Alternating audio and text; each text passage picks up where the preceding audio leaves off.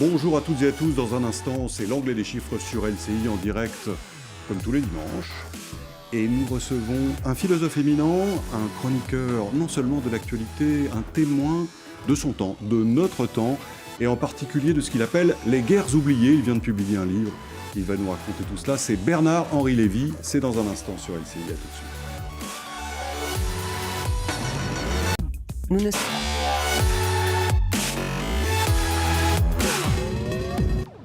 Bonjour à toutes et à tous, bienvenue dans l'anglais des chiffres sur LCI en direct.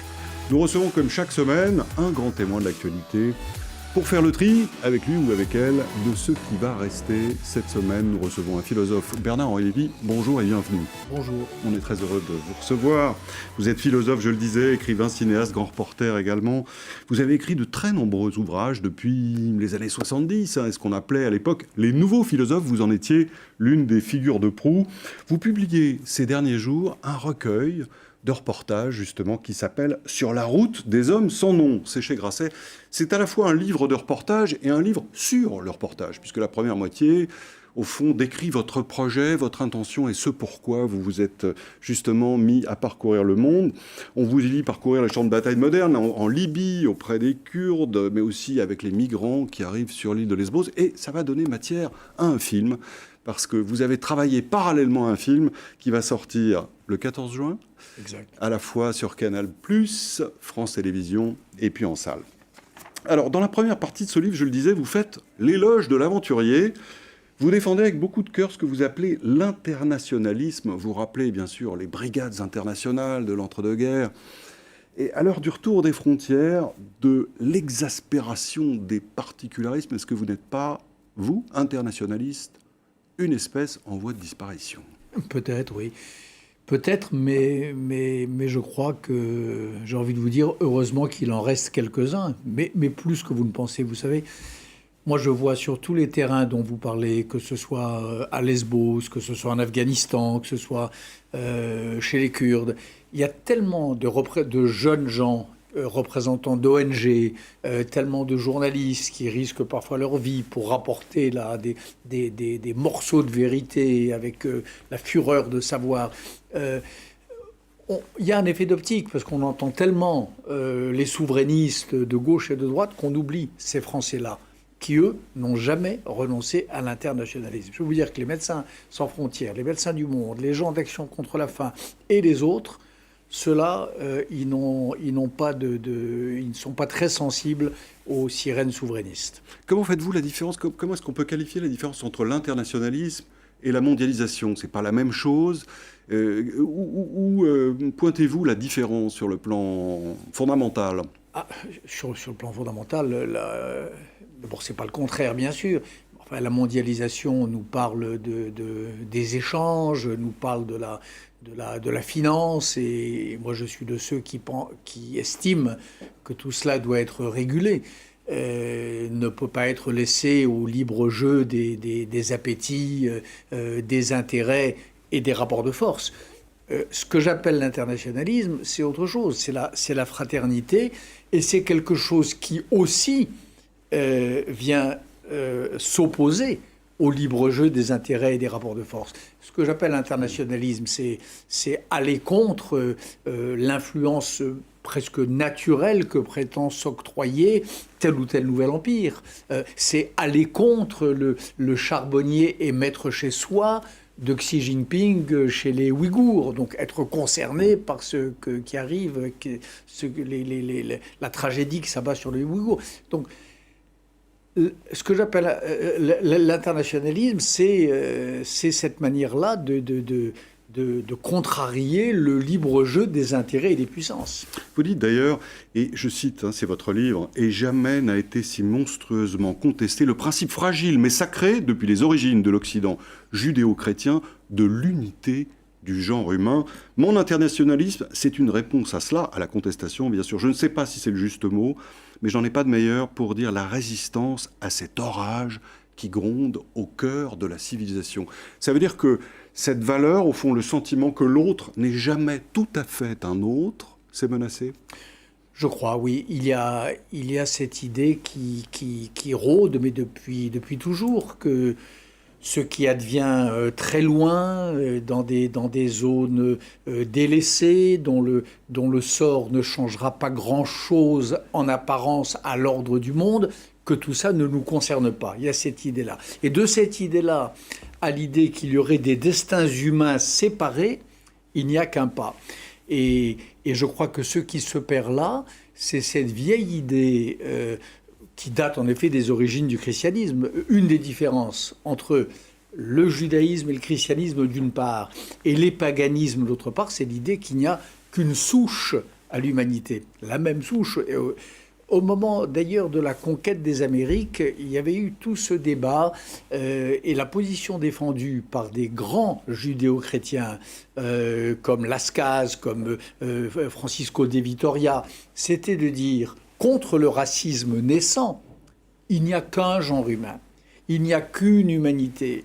Et il y avait des gens, les premiers précurseurs du racisme qui lui va vraiment prendre sa forme définitive au XIXe siècle, disait il y a plusieurs origines, il y a un multigénisme. Il y avait chez certains une relecture des textes de l'Ancien et du Nouveau Testament, de la Genèse, etc., pour une sorte de nouveau commentaire destiné à prouver que l'humanité avait plusieurs sources et donc plusieurs destins. C'est ça qui revient aujourd'hui.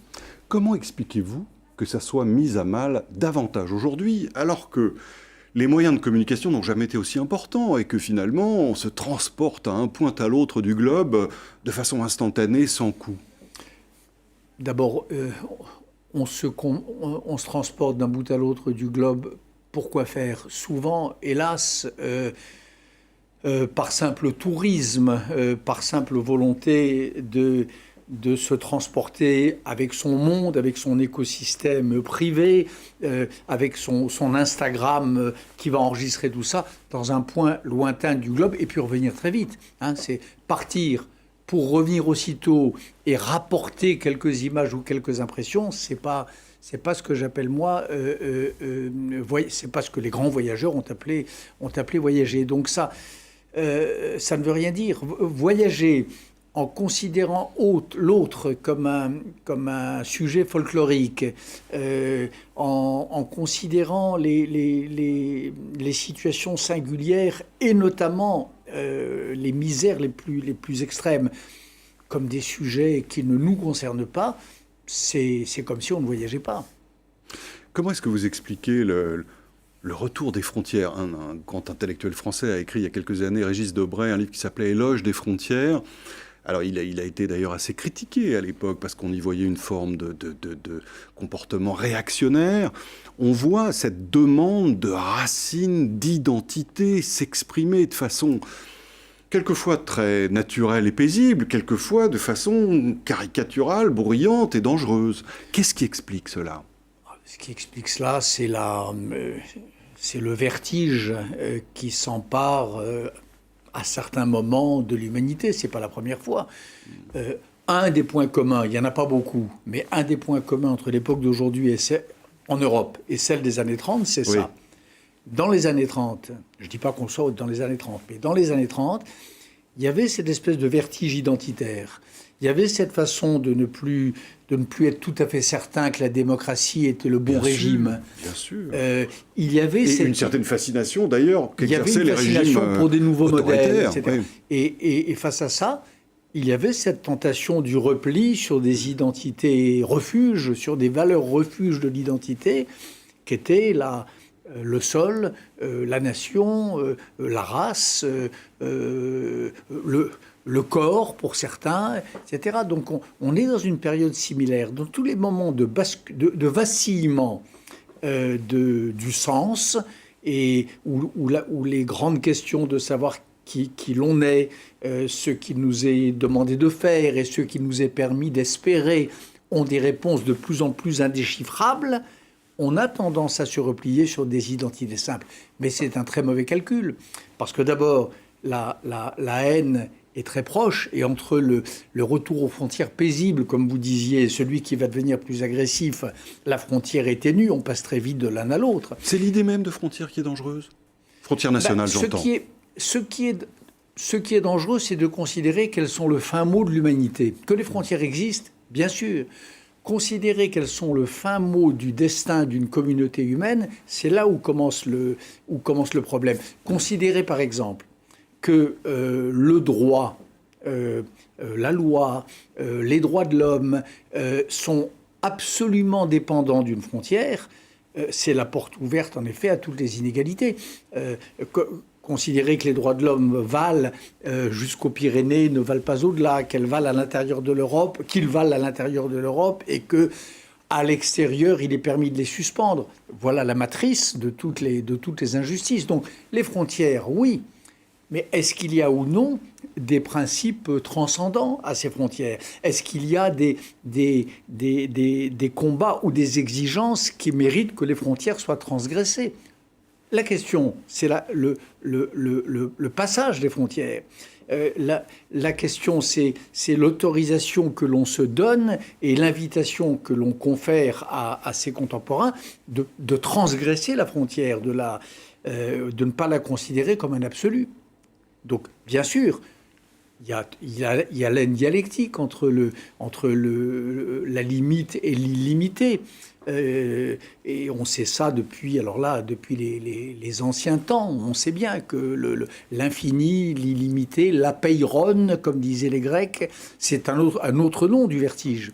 Donc, mais il faut régler les deux. Donc, frontière, oui, à condition qu'elle soit tenue pour un principe, un point de départ, un lieu à partir duquel peut se jouer l'aventure de l'internationalisme. De ce point de vue, le projet européen vous paraît bien calibré, c'est-à-dire justement ce désir de dépasser la frontière.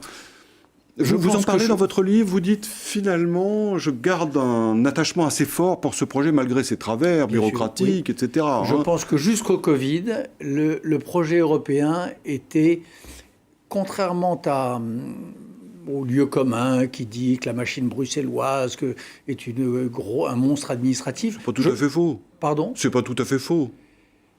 Non, mais c'est pas vrai.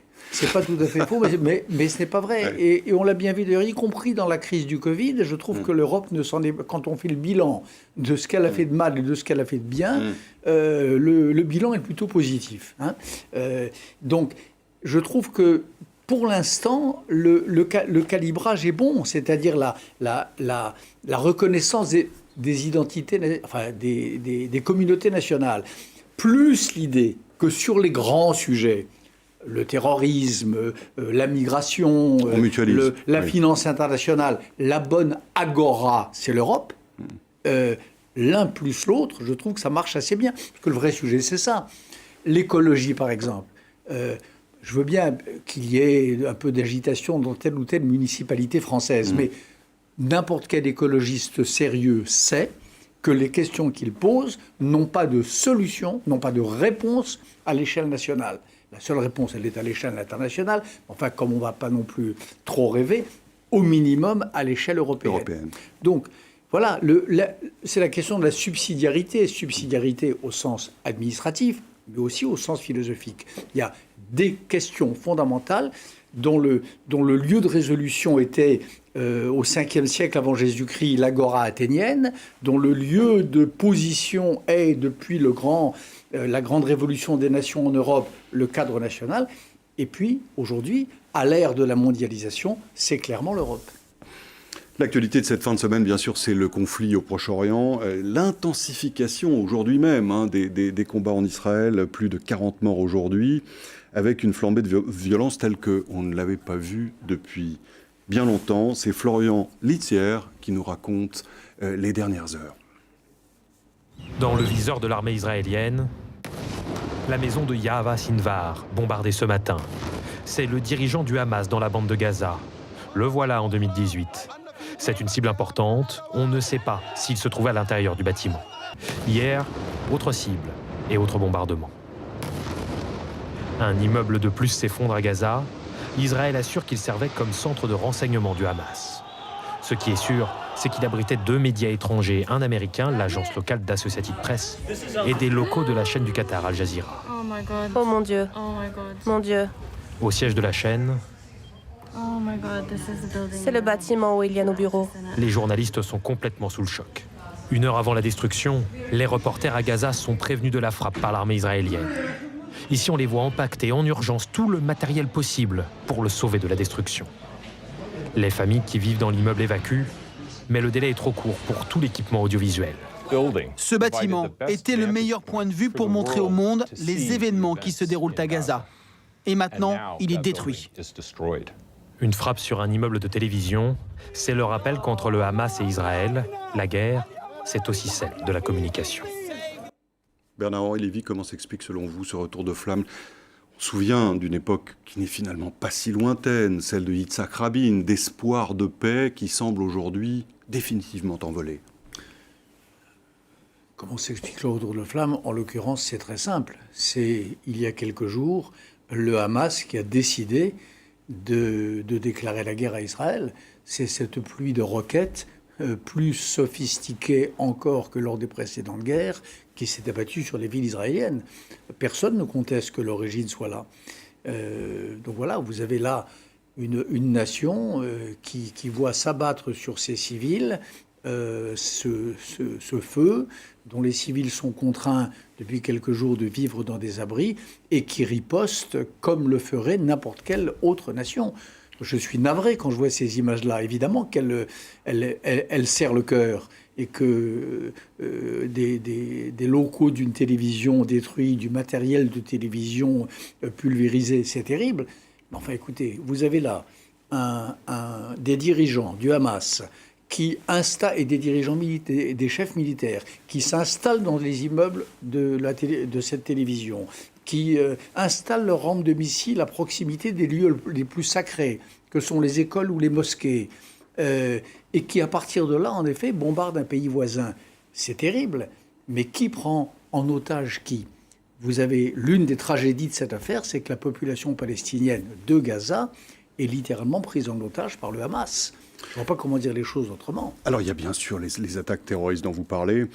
En même temps, il y a aussi une population d'Arabes israéliens avec son ressentiment qui s'exprime aujourd'hui. The Economist, qui est un grand hebdomadaire britannique, écrivait vendredi dernier dans un de ses éditoriaux « Israël doit changer de stratégie. Ses leaders considèrent que le conflit doit être géré plutôt que résolu. » Autrement dit, les dirigeants actuels d'Israël s'accommoderaient d'une situation conflictuelle plutôt que de vouloir la résoudre. Est-ce que vous partagez ce diagnostic ou pas ? Je ne sais pas. En ce qui me concerne, en tout cas, je n'ai pas changé de position depuis 40 ans, depuis 50 ans.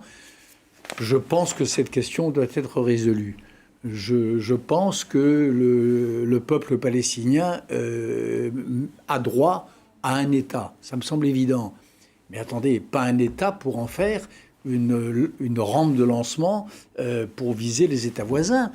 Pas un État qui devient une espèce de gigantesque geôle dont la population est prise en otage et mise au service des intérêts d'une oligarchie corrompue. L'oligarchie du Hamas et bien souvent celle de l'autorité palestinienne.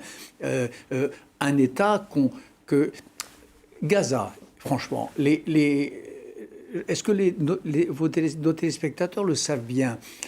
Il n'y a pas un soldat israélien à Gaza depuis maintenant 14 ans.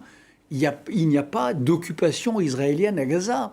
Le Hamas a tout loisir, depuis le départ des soldats israéliens à l'époque d'Ariel Sharon, a tout loisir de bâtir l'embryon d'un État, de créer une administration. Pourquoi ne le font-ils pas ? Ça ne s'est pas fait. Mais oui, pourquoi ne le font-ils pas ? Ils reçoivent des subsides, une aide internationale considérable. Israël, contrairement à ce qui est dit, n'a pas cessé un instant, et c'était normal, et c'est le devoir d'Israël, d'alimenter Gaza en eau, en électricité, en gaz, en vivres. Blocus, il porte sur les matériels qui pourraient servir à faire des armes de guerre. Mais sinon, il y a des centaines de camions qui passent tous les jours depuis 15 ans vers Gaza, des camions de biens de première et de non première nécessité.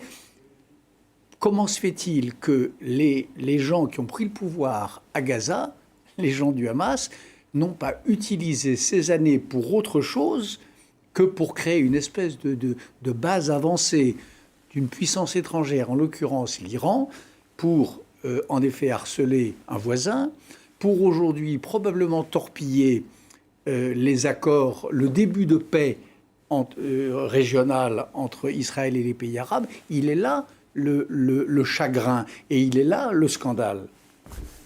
Alors on voit que ce conflit suscite bien sûr des échos dans différents pays du monde, aux États-Unis notamment, où la gauche américaine, l'establishment démocrate, si je puis dire, reste très fidèle à son lien Israël, mais la nouvelle gauche, matérialisée par Alexandria Ocasio-Cortez par exemple, se distancie et finalement fait une lecture raciale de ce conflit, un peu analogue à celle qu'a connue le pays, les États-Unis, avec Black Lives Matter. Hier, à Paris, malgré l'interdiction, des manifestants se sont regroupés pour soutenir les Palestiniens. Voici comment l'ancien ministre de l'Intérieur justifiait la décision prise par le gouvernement d'interdire la manifestation. On écoute Christophe Castaner, il s'expliquait aujourd'hui même. Je pense que le préfet l'allemand, sous l'autorité de Gérald Darmanin, ont eu raison d'interdire cette manifestation et en même temps de s'y préparer. Et il y avait hier un nombre de forces de sécurité intérieure important qui a permis à cette manifestation de bien se dérouler. Si nous devons garantir le droit de manifester, et nous le faisons, nous devons veiller à ce que l'ordre public ne se transforme pas en désordre public. Le ministère de l'Intérieur a eu raison d'interdire cette manifestation? Oui, bien sûr, parce que à la fois le précédent de 2014 oui. et les informations dont disposait apparemment le ministère de l'Intérieur disaient bien que cette manifestation aurait été le prétexte à des débordements et à des slogans antisémites. Antisémites et contraires à la loi. Donc il a eu raison, bien sûr. Et même d'ailleurs, les gens... J'entends dire que cette manifestation s'est bien passée. Enfin, pas si bien passée que ça. J'ai quand même vu des incendies dans le quartier de Barbès. Un policier blessé. Quasi blessé, même un peu plus, lapidé, qui a reçu une pierre ou plusieurs pierres qui l'a apparemment endommagé. Donc, pour une manifestation qui se passe bien, ça fait quand même désordre. Donc oui, je crois que le gouvernement a eu raison d'interdire cette manifestation. Est-ce qu'il y a selon vous un risque d'importation de ce conflit en France, comme le redoutent certains ? Il y a en effet des gens qui s'y efforcent, oui, et qui en rêvent, ce qu'on appelle les islamo-gauchistes, oui. Et qu'on a raison d'appeler les islamo-gauchistes, c'est-à-dire ceux qui rêvent d'une jonction entre ceux qui restent de l'extrême gauche de jadis, une extrême gauche bien pauvre d'ailleurs, et bien décérébrée, et puis l'islamisme radical, ceux qui voient dans les bataillons de l'islamisme radical une sorte de prolétariat de substitution, c'est faire bien injure d'ailleurs au prolétariat des grandes luttes ouvrières d'autrefois, mais enfin, ceux qui rêvent de ça, en effet, leur projet est d'importer ce conflit sur les rives de la Seine. Et cela est une mauvaise action. C'est une mauvaise action pour la France, c'est une mauvaise action pour les Palestiniens, qui là encore sont victimes d'une prise d'otage. Je crois qu'ils sont... La tragédie qu'ils vivent, le désespoir qui est le leur, ne mérite pas ce petit trafic politique, cette façon de jouer avec leur destin. Justement, Jean-Luc Mélenchon, le leader de la France insoumise, organisait son premier meeting de campagne aujourd'hui, c'était en Aveyron. Et voici ce qu'il disait tout à l'heure à propos de l'islamo-gauchisme. Son point de départ était tout autre, bien sûr, que la guerre au Proche-Orient, mais il faisait référence à l'affaire qui a opposé la ministre de l'Enseignement supérieur à un certain nombre d'enseignants, et notamment au CNRS. On l'écoute. Inquiétez-vous cependant que la France soit ridiculisée aux yeux du monde entier quand elle a une ministre de l'Enseignement supérieur qui prétend que le Centre national de la recherche scientifique français, un des établissements les plus prestigieux du monde, elle lui assigne comme tâche d'aller courser l'islamo-gauchisme dans les universités et pourquoi pas aux agents de la RATP d'aller surveiller ceux de la SNCF. Fort heureusement, les scientifiques ont dit qu'ils s'occupaient de sujets scientifiques et que l'islamo-gauchisme n'en est pas un pour la raison qu'il n'existe pas. L'islamo-gauchisme n'existe pas. D'abord, personne n'a demandé de courser quoi que ce soit. Ce qu'a demandé la ministre, à ma connaissance, c'est d'y voir clair et de savoir quelle est la part de cet islamo-gauchisme dans l'état des recherches actuelles, d'une part. D'autre part, l'islamo-gauchisme n'existe pas, je veux bien, mais enfin, quand on interdit le texte de Charb d'être dit et mis en scène dans certaines universités... Charb, l'ancien directeur de Charlie Hebdo, bien sûr, assassiné dans les conditions que nous savons. En 2015. C'est sous la pression de qui, pour ne pas craindre de froisser qui, et sous la pression de quelle idéologie, sinon cet islamo-gauchisme. C'est un exemple. Lorsqu'on interdit telle pièce du patrimoine de la Grèce ancienne d'être représentée pour une raison voisine à cause de la couleur des masques, qu'est-ce d'autre qu'une façon de céder à l'intimidation des racialistes, de ceux qui voient la politique en termes de guerre d'identité, de ceux qui voient l'antiracisme comme une affirmation des races et non pas comme leur démolition, et sous la pression de qui, sinon de ceux qui s'appellent en effet les islamo-gauchistes. L'islamo-gauchisme existe. Hier, c'était le 20 millionième primo-vacciné contre le Covid-19 en France. L'objectif du gouvernement est donc atteint. Alors vous avez été assez critique sur la gestion de l'épidémie par le gouvernement. Vous avez sorti un livre il y a quelques mois. Avec le recul du temps, est-ce que vous persévérez dans ce jugement ? Oui, je n'étais pas critique avec la gestion du gouvernement seulement. C'est vrai. J'étais critique à l'endroit la façon dont notre époque de notre réaction à tous, de notre façon à tous de mettre la santé au-dessus de toutes les valeurs et de mettre la vie majuscule au-dessus du bien vivre, du bon vivre, d'une vie ordonnée à des valeurs. Oui, j'étais hostile à ce vent d'égoïsme qui s'est abattu sur le monde et à cette vague de peur. Et je crois que la peur n'est jamais bonne conseillère, y compris dans la manière de mener une société. Donc j'étais critique avec tout ça. L'épidémie de peur, l'épidémie de haine, l'épidémie d'égoïsme, l'épidémie de délation aussi. Tout cela m'a inquiété. Je ne regrette pas d'avoir dit mon inquiétude, au contraire. Vous dites égoïsme, mais au fond, si on entend certains critiques justement du fait de porter le masque qui s'expriment dans des termes identiques, mais on pourrait dire aussi, au fond, je mets un masque, c'est bien sûr pour me protéger, mais pour protéger les autres. Et un masque n'est pas plus égoïste qu'un feu de circulation dans les grandes villes, c'est-à-dire une règle commune qu'on observe pour se protéger bien sûr, mais aussi pour le bon fonctionnement de la vie en société. Je n'ai jamais mis en cause le fait de porter le masque et je l'ai porté moi-même. Ce que j'ai mis en cause, en revanche, c'est cette façon que nous avons tous eue, dans ce moment de grande panique collective, de fermer les yeux sur le reste du monde, sur la misère, y compris à nos portes.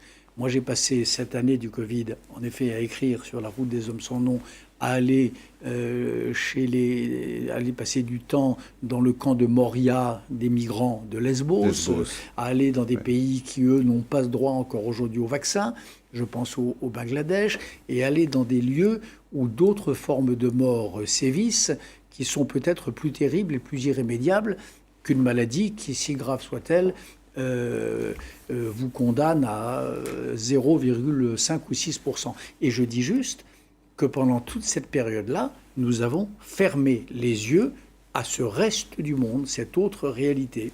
Et le film là qui va sortir dans quelques jours, il s'appelle « Une autre idée du monde », aussi par rapport à cela, par rapport à cette image confinée de notre monde, de nos démocraties et de nous-mêmes que nous avons eue. Est-ce que le virus a apporté vraiment du neuf ou il a révélé des caractéristiques de notre société qui étaient latentes et au fond qui ne s'exprimaient pas faute justement d'actualité qui lui donnait un terrain pour cela? Il les a révélés, bien sûr.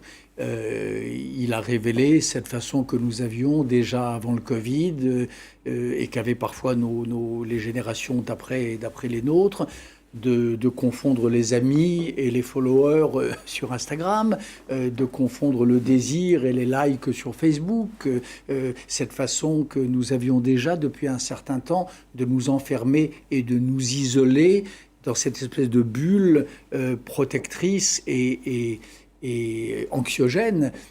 Finalement anxiogène. Des réseaux sociaux, des rapports à distance, des rapports sans chair et des fausses proximités.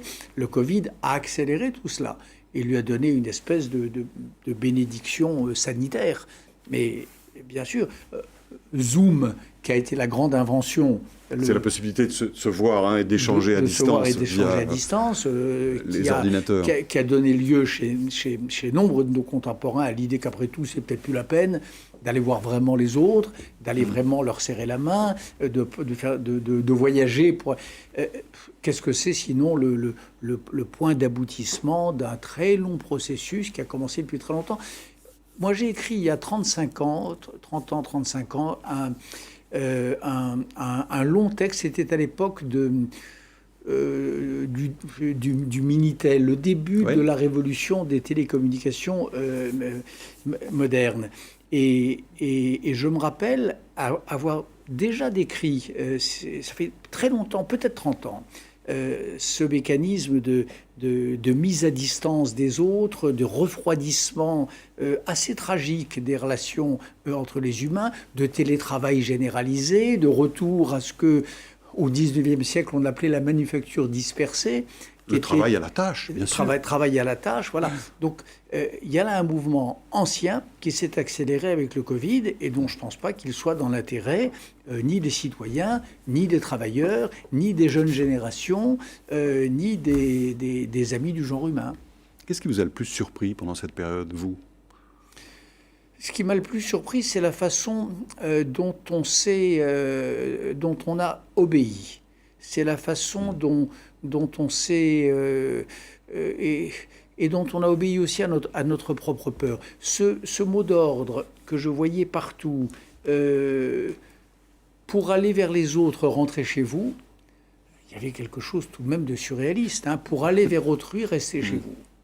Quand on y pense, et quand on y pensera un jour avec le regard éloigné de l'historien, il y a là quelque chose de très étrange, au minimum. Donc, que nous ayons accepté cela sans discuter m'a surpris. Ce qui m'a surpris, c'est le retour aussi dans les mêmes immeubles où on applaudissait les soignants à 8 heures, d'autres, peut-être, des voisins, mais peut-être aussi les mêmes, qui dénonçait la voisine d'en dessous parce que on l'avait vue aller 2 fois à la supérette ou parce que elle était infirmière et qu'elle s'était installée là et qu'elle allait peut-être apporter des traces de Covid.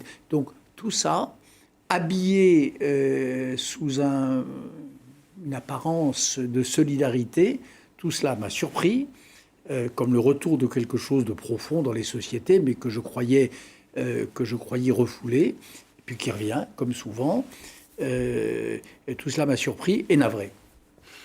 Cette semaine, encore de nouveaux faits divers violents, l'assassinat d'une jeune fille par un gamin de 15 ans, et puis un policier attaqué qui est aujourd'hui entre la vie et la mort.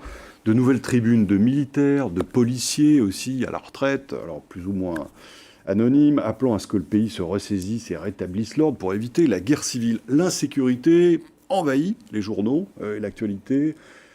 Elle s'affirme comme un thème clé du débat politique aujourd'hui à 1 an de l'élection présidentielle. Comment le philosophe que vous êtes analyse-t-il cela ? D'abord, si on prend un peu de perspective sur tout ça, ça ne date pas d'aujourd'hui. Il y a un philosophe qui s'appelait Nietzsche et qui prévoyait déjà, il y a 1 siècle et demi, le triomphe de ceux qu'il appelait les chaotaines, les voyous publics, c'est-à-dire les fauteurs d'insécurité, c'est-à-dire probablement quelque chose qui, dans l'esprit du Nietzsche de Turin, devait ressembler à nos Black Blocs, qui allait déferler sur les sociétés modernes. Il annonçait déjà cela.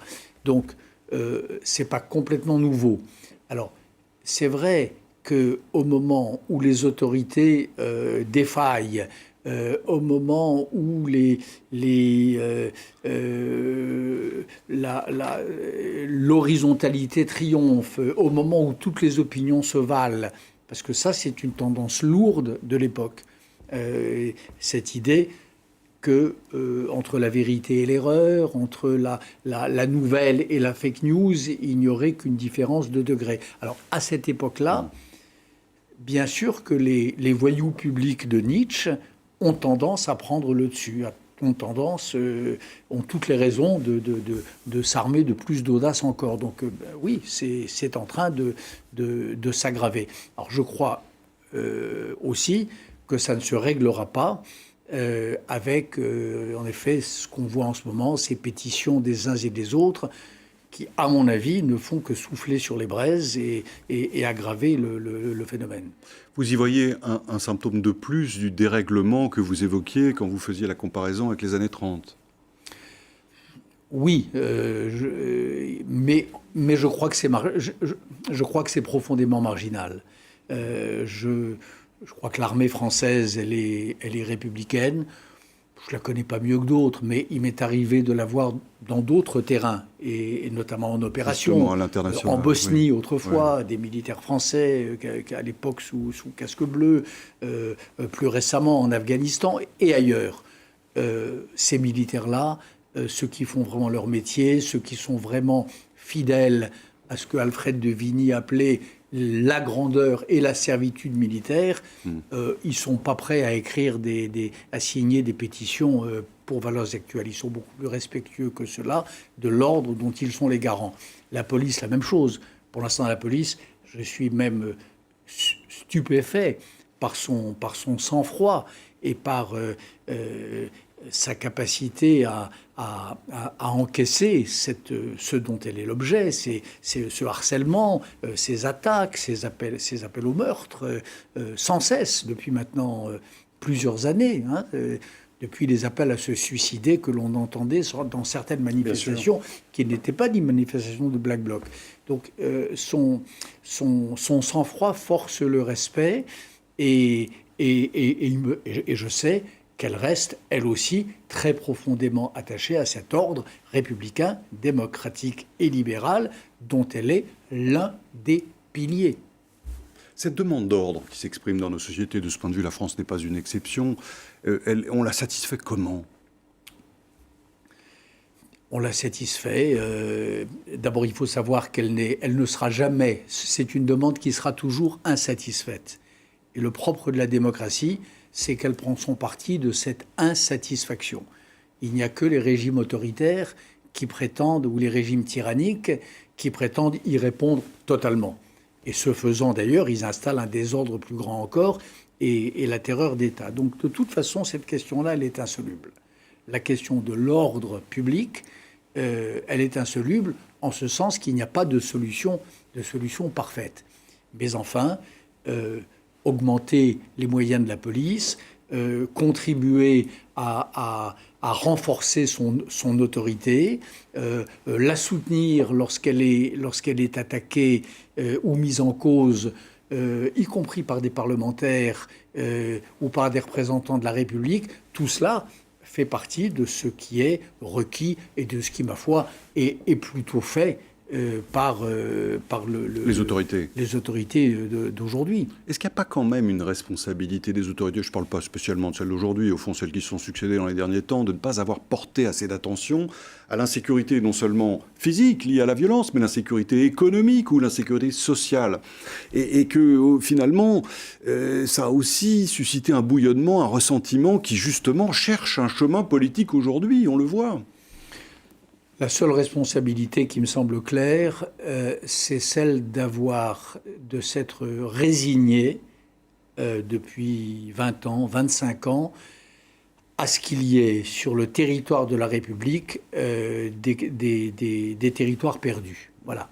Cette façon que l'on a eue de se dire, président après président, gouvernement après gouvernement, que ce problème-là, on le laissait pour la génération d'après, ça, c'est peut-être c'est probablement la faute. Cet empilement, moi, depuis des décennies, j'ai l'impression de voir s'empiler les plans banlieue, les plans, quasiment les plans Marshall, et puis des plans qui ne servent à rien, et avec à l'arrivée une résignation, en effet, à ce que ces territoires échappent à la loi, l'idée qu'on pourrait les fermer à double tour et jeter la clé. là, il y a eu un manquement de la République, peut-être. Ouais. Lundi dernier, c'était le 10 mai, et bien sûr le 40e anniversaire de la victoire de François Mitterrand à la présidentielle de 1981. Qu'est-ce que vous faisiez ce soir-là ? Ce soir-là, j'étais circonspect parce que une part de moi était heureux que François Mitterrand l'ait emporté, et une autre part était très inquiet de voir des ministres communistes parvenus au gouvernement. Ça paraît bizarre avec le recul, parce que tout ça est très très ancien, ça fait 40 ans. Mais à l'époque, on pouvait se poser de vraies questions, enfin moi en tout cas je me les posais, sur ce qu'on appelait le programme commun, sur le Parti communiste, sur l'idéologie dont ils étaient porteurs, etc. Et j'étais, moi, inquiet de ça, et j'étais hostile à l'idée de gens qui, à l'époque, voyaient encore dans le totalitarisme post-stalinien un modèle venu aux affaires en France. J'étais contre ça.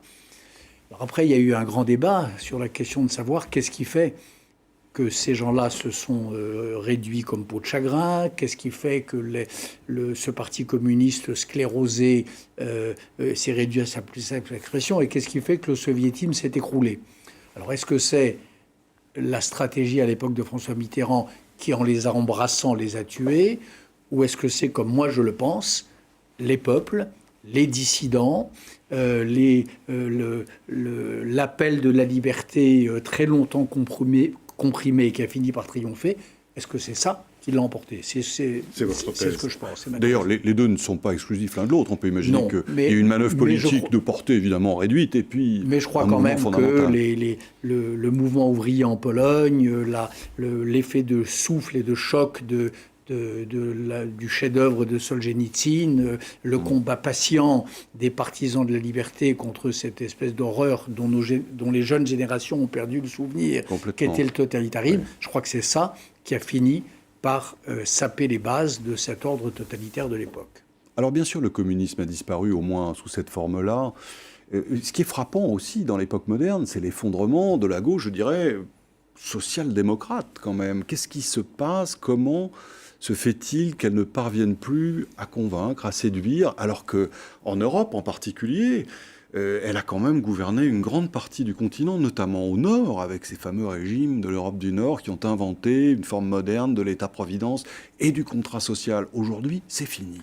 Moi, je crois qu'elle reviendra à condition de se séparer avec netteté et radicalité de cette autre gauche avec laquelle elle n'a d'autre rapport que celui d'un homonyme à son autre nom. Comment dire ?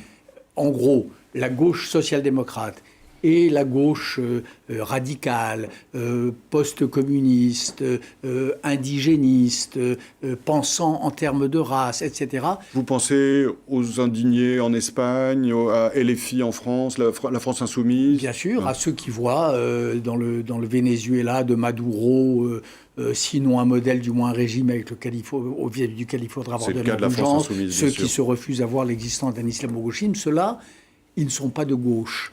Ils sont d'ailleurs, ils ont une indignation à géométrie variable.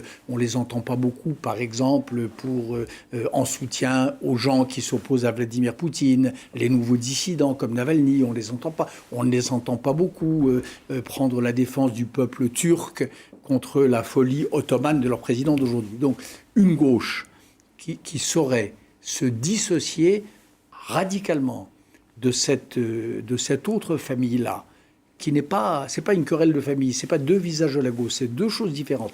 Cette gauche-là, moi je pense qu'elle a un grand avenir devant elle, et qu'elle peut revenir aux affaires, mais elle doit d'abord cesser en finir avec cette idée qu'il y aurait une grande famille de la gauche, à l'intérieur de laquelle il y aurait une aile libérale, et puis une aile radicale. C'est pas la même famille. Mais ce qui est frappant... Le jour où la gauche admettra cela, où la gauche social-démocrate choisira de dire cela clairement, c'est un peu ce que disait Manuel Valls à la fin du quinquennat de François Hollande. Je pense qu'elle retrouvera toutes ses chances et sa force. Mais j'évoquais tout à l'heure les jeunes parlementaires américains du Parti démocrate, Alexandria Ocasio-Cortez, ou même Bernie Sanders, qui n'est pas jeune, mais qui témoigne de ce même mouvement idéologique, ce qui est frappant, c'est qu'ils sont eux-mêmes absorbés par cette partie radicale de la gauche, jusqu'à voir dans le conflit du Proche-Orient une dimension raciale quasiment exclusive. Donc la contamination, je dirais, elle progresse et elle se fait plutôt dans l'autre sens. Est-ce que l'heure peut entendre encore des voix modérées ? J'espère bien, mais c'est même pas des voix modérées. D'ailleurs, je ne sais pas qu'est-ce qui est plus modéré. C'est juste des voix qui disent que ce que vous décrivez là est un grand bond en arrière. Retourner à cette idée que une couleur de peau vous définirait essentiellement, que les communautés les plus nécessaires et les plus vivables sont celles qui rassemblent des minorités visibles à l'exclusion des autres. Ce retour-là est quelque chose de terrifiant. C'est un retour vers une gauche réactionnaire. Alors, Jean-Luc Mélenchon vous dirait, si je puis me permettre de me faire son interprète pour une fois, mais la gauche que vous appelez de vos voeux, elle n'a pas résolu les problèmes, et notamment les problèmes touchant aux discriminations de race. Là-dessus, c'est un argument quand même qu'il faut entendre. Je ne crois pas. Je crois que la gauche démocrate américaine, oui, celle qui... ne parlons même pas de la France, mais en Amérique, puisque c'est ça votre question. La gauche de Martin Luther King et de John Fitzgerald Kennedy, elle a rompu en grande partie. Elle a pas tourné la page, mais elle a fait un grand pas en avant, hors du rang des meurtriers de la ségrégation, de la discrimination et du racisme institutionnel. Ce n'est pas vrai. Et quiconque connaît un peu l'Amérique sait que cette façon de voir le monde d'une manière non racisée, qui était le propre de cette grande génération démocrate, a fait avancer les choses et a fait que, en effet, les femmes et les hommes ont été jugés selon leur mérite et pas selon la couleur de leur peau. En France, je crois que c'est la même chose, que l'antiracisme universaliste a plus fait avancer la cause de ceux qui étaient opprimés aussi pour des raisons sociales, mais également pour des raisons de racisme, que l'attitude de grand renfermement d'aujourd'hui, où les Français d'origine musulmane n'auraient le droit de parler qu'à des Français d'origine musulmane, où les victimes du racisme anti-noir ne pourraient s'exprimer qu'à condition de laisser les Blancs hors de la salle ou de leur interdire la parole. Je pense que l'universalisme, ça marche mieux sans, je vous le répète, évidemment, tout résoudre, puisque le propre d'une démocratie et le propre de la condition humaine, c'est que les problèmes n'y trouvent pas de solution définitive. Où est cette génération que vous évoquiez justement des années 60-70 chez nous? Vous en pressentez la renaissance chez les jeunes ou bien... Partout. J'ai montré mon film récemment à des jeunes gens, des adolescents, de lycée ou de collège français, et je vois qu'ils sont tout à fait prêts à s'engager pour les Ouïghours, pour les chrétiens du Nigeria ou pour les musulmans du Kurdistan, comme s'ils étaient, et parce qu'ils sont, des frères humains et pas des individus racisés. Dernière question, Bernard-Henri Lévy, quel est le meilleur livre que vous avez lu récemment? Le meilleur livre que j'ai lu récemment, c'est le dernier livre de Philippe Solers. Qui vous a plu, pourquoi?